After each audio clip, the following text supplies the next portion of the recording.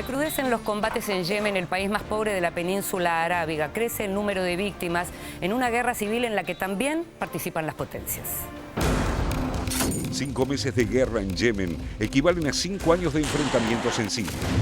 La denuncia de Peter Maurer del Comité Internacional de la Cruz Roja es una clara evidencia de la actual situación por la que atraviesa este país de la península arábiga. Lejos de una salida pacífica, las últimas semanas profundizaron aún más la herida que lo desangra. Una semana atrás, un bombardeo alcanzó una importante ceremonia fúnebre en la capital, controlada por rebeldes Houthis, una insurgencia chiita apoyada por Irán. Entre los más de 140 muertos y cerca de 500 heridos que provocó, había personalidades políticas, militares y civiles. Los rebeldes acusaron a Arabia Saudita. Fue el ataque más sangriento desde el inicio de la guerra civil en marzo de 2015, cuando una coalición de países árabes, liderada por los saudíes, atacó en territorio yemení a posiciones houthis.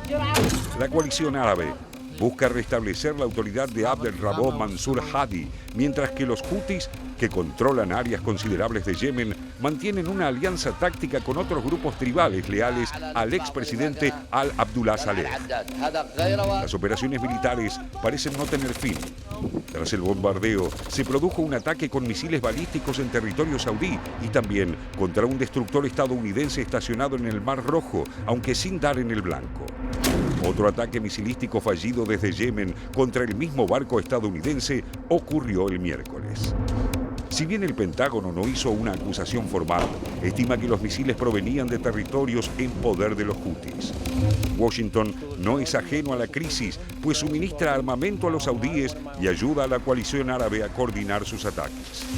Mientras tanto, más de la mitad de los 28 millones de habitantes que tiene el país, el más pobre de la península arábiga, sufre hambruna.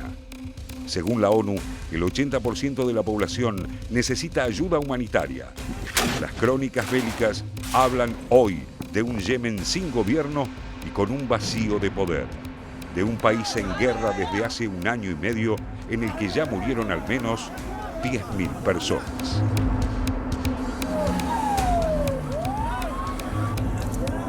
Bombardeos, bloqueo marino, un país que importa el 90% de sus alimentos. Leía esta semana la columna justamente de un intelectual originario de Yemen que decía, ¿qué están esperando en términos de ayuda humanitaria? ¿Qué están esperando? ¿Que se sigan apilando los cadáveres y ya no quede nadie con fuerza para enterrarlos? La frase es tremenda porque aparece el tema del hambre como un instrumento de la guerra, como una herramienta de la guerra, como una arma más. Sí, totalmente. Y en una situación extrema como la que está viviendo Yemen y con todas las especulaciones que hay en torno de esto. En las últimas horas se conoció el reconocimiento de la coalición que encabeza Arabia Saudita de que en realidad fue un ataque por error de esta coalición sobre esta ceremonia fúnebre. Dicen que fue un mal dato que le pasó el Estado Mayor Conjunto de Yemen sobre una localización donde supuestamente estaban reunidos líderes de la oposición que están atacando. John Kirby, el portavoz del Departamento de Estado de Estados Unidos, planteó que a partir de este hecho, de lo que ocurrió el sábado pasado, se iba a revisar la política de asistencia que tenían con Arabia Saudita en este tema. Y esto tiene que ver con una votación que hubo en noviembre de 2015, en el cual el Senado de Estados Unidos aprobó una venta por 1.200 millones de dólares de armas a Arabia Saudita, porque el cuestionamiento era ¿qué uso le estaba dando a esas armas a Arabia Saudita, y particularmente en el caso de Yemen? En ese momento la votación salió favorable a aprobar, a permitir esta venta por 71 votos contra 27. Tanto entre los 71 como entre los 27 había votos demócratas y republicanos. Ahí se dividieron los bloques en función de este problema. Primero, el planteo de quienes se oponían era que se estaba utilizando estas armas justamente para este exterminio, este genocidio que se está practicando en Yemen. Quienes defendían decían que el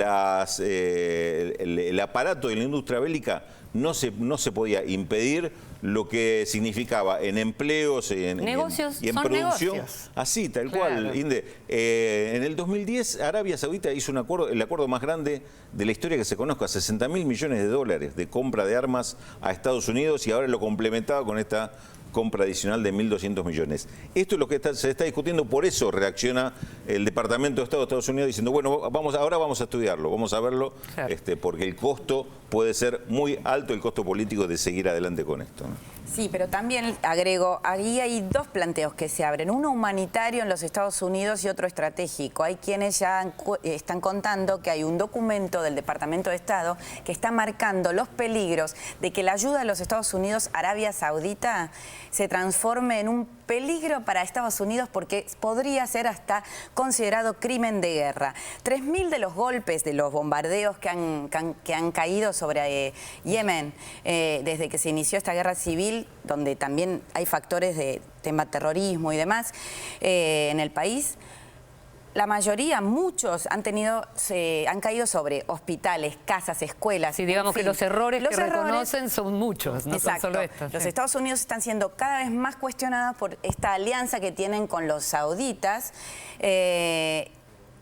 A su vez, lo que él contaba tiene que ver con el veto y la oposición de los senadores a la política de Barack Obama, que en este caso no ha sido ni siquiera tan transparente porque se oculta esta alianza que no se ha contado. O sea, Estados Unidos está brindando inteligencia, equipamiento militar, 115 millones de equipamiento militar se deslizaron en el último tiempo a la guerra civil en Yemen. Entonces, atención, porque me parece que se están replanteando cuál es el sentido, y además los medios, como la revista Time, que le dedicó un largo artículo a criticar que a los Estados Unidos estuvieran solo de un lado en esta guerra de Yemen, empieza a resquebrajarse y a replantearse, ¿no? Sí, al mismo tiempo lo que vemos, estamos hablando de la mitad de los chicos de menos de 5 años están raquíticos. Esto a kilómetros de los países, de algunos de los países más ricos del planeta. Digamos, lo que empieza a ocurrir en términos de la demanda de ayuda humanitaria es una vez más la obscenidad, ¿no? ¿Y por qué Yemen no y Siria sí? Es decir, ¿por qué hablamos permanentemente de Siria y no de Yemen? Porque Yemen no exporta refugiados.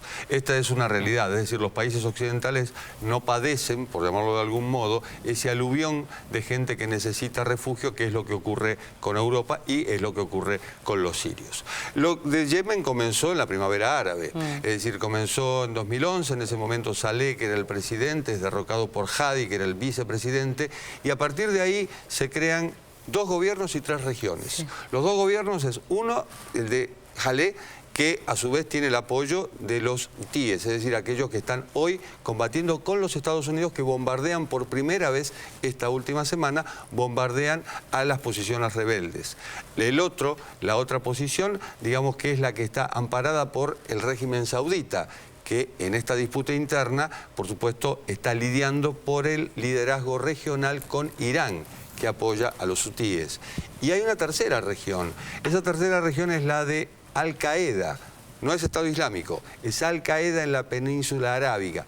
Es un desprendimiento de Al-Qaeda que no responde ni a los hutíes, que son sunitas, ni tampoco responde al mando central de Al-Qaeda, por llamarlo así, lo que estaría en Afganistán y en Pakistán, sino que también conservan una región. De ahí que el país se ha fragmentado, es un Estado fallido, los chicos son los que más pagan, las cifras de muertes son innumerables, pero el foco está puesto en Siria porque Siria exporta refugiados. Siria es un riesgo. Nos estamos yendo a la pausa. Hola Félix, ¿nos contás qué viene después? Cómo no, Inde, muy buenas tardes. Todavía nos quedan media hora de programa y muchísima información. Lo que viene, la puja en Cataluña. Una reciente encuesta asegura que la mayoría de los habitantes se siente tan español como catalán, superando por poco a quienes llevan adelante la oleada independentista. El análisis con el consejero de Relaciones Exteriores de Cataluña. Y también Polonia rechaza la penalización del aborto. Multitudinarias protestas obligaron al gobierno a dar marcha atrás con la propuesta de ley. Se lo contamos luego de la pausa en Televisión Pública Noticias, edición internacional. Ya volvemos.